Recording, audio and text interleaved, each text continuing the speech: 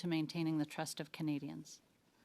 I hesitate to say the following because it might sound like an excuse, and it's not. The ArriveCan app was built during an extraordinary time and on an emergency basis. I know the CBSA was working as quickly as possible at the request of the Public Health Agency to replace a paper-based process that was not meeting their needs and was clogging the border. And having been at the Treasury Board Secretariat at that time, I know the direction was for departments to take action and, if needed, move front-end controls to the back to be biased in favor of action. But this same direction also stressed the requirement that exigent decisions and actions be documented. As the Auditor General and I have each discovered, this direction was not followed. The absence of documentation is what is giving rise to these serious questions. Without a doubt, people were moving fast, but that doesn't justify cutting and pasting contracted resources experience directly from statements of work, or collaborating with a company on a document they will eventually build on. Je tiens à vous assurer que je fais tout ce que... I want to assure you that I'm doing everything I can to get a clear picture of how all of this unfolded, but I'm also looking to the future. 21 report recognized that the manual process had limitations and was not giving public health the access to the information it needed when it needed it. The Auditor General found that the government improved the quality of information it collected and how quickly it was collected using the app. But as I have said, it's not okay that decisions were not documented, that procurement files were incomplete, and that proper processes were not followed. This audit points to significant gaps, and I do not put that at the feet of the pandemic. Nous avons donc beaucoup de faire, mais We have yet a lot to do, but our team is composed of very dedicated and loyal employees. We are united in improving our processes and to maintain the confidence of Canadians, all the while offering and fulfilling our mandate. Thank you. We thank you as well. The floor for 6 minutes, please. Thanks, Chair, and welcome back, witnesses. A.G. Hogan, quick question. The Procurement Ombudsman in his report had commented about the bait and switch that was happening with procurement and seemed to insinuate it was quite widespread through the whole of government. Do you have a sense of how systemic this issue is? Obviously, CBSA, but do you have a sense how systemic it is otherwise? So it's my understanding that the Procurement Ombuds report really looked at the front end of the processes more, whereas when we audit, we come in once the procurement is in place and we're looking at sort of validating that the resources are used. So I could tell you here that there are reasons why a resource in a task authorization or a contract may not work on a contract, but I would expect that the mechanisms that the government has are used to switch that up so that you don't to accept an invoice with a resource that you didn't already vet. The documents we heard from both of you, missing documents, like who within CBSA was responsible for collecting and storing those documents? Like what documents, who was responsible for it? I think where we saw missing elements, and I would encourage you perhaps to ask the President exactly who, but I would have expected that there would have been someone who would have planned a project oversight. And so that would have been perhaps the business owner, whoever was tasked with making sure that the application was developed and implemented. I would then expect someone in contracting to ensure that the file makes sense. Anyone who signs off on an invoice but it was for making sure. Quite widespread, though. Well, I think that there are many individuals who play a critical role when it comes to making sure procurement and projects are well documented. Is it the same issue with the, you commented, inaccurate financial records? Is it the same issue throughout the department? Like it's just not one position, but throughout this project or throughout the department? Well, again, I think it starts with the person who might accept an invoice with insufficient information and then certify and sign off that the government received what they should have received.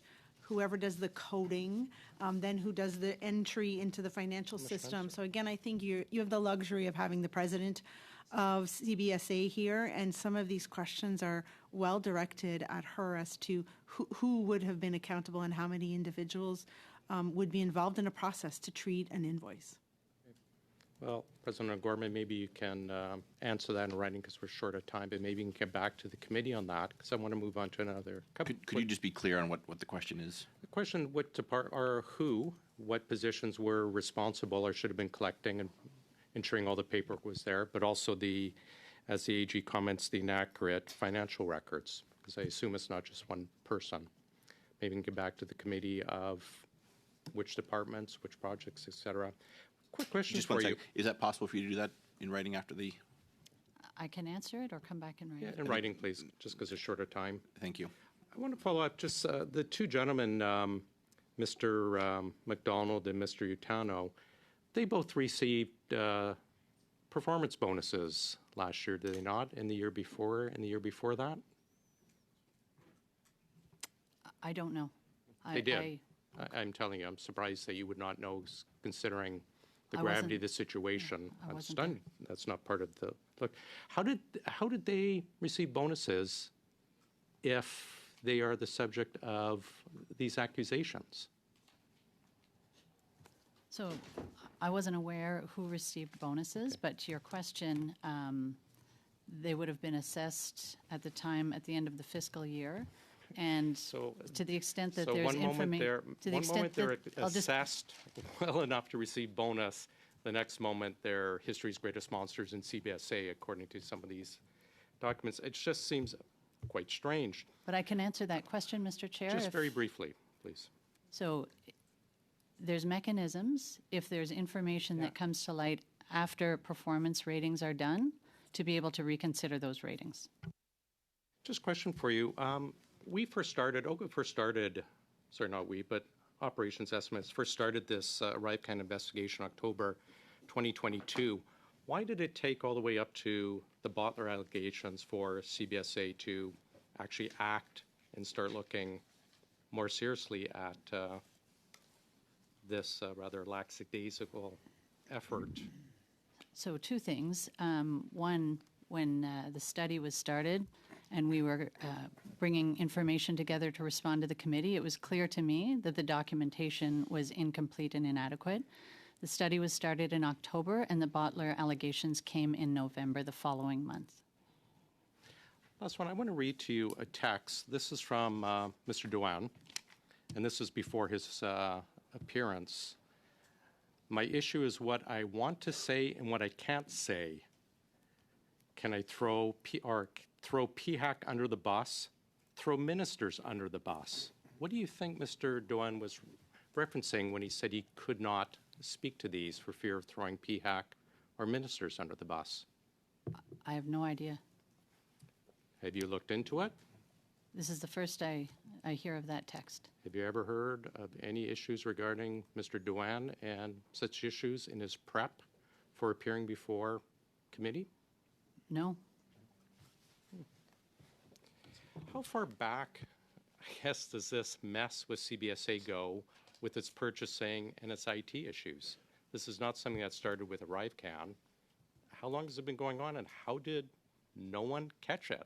That's what I'm trying to figure out. So as I said, when I started and there were questions regarding the documentation and the cost of ArriveCan, it became very clear to me that the documents were not complete, and we had to try and piece together the information as the questions came in.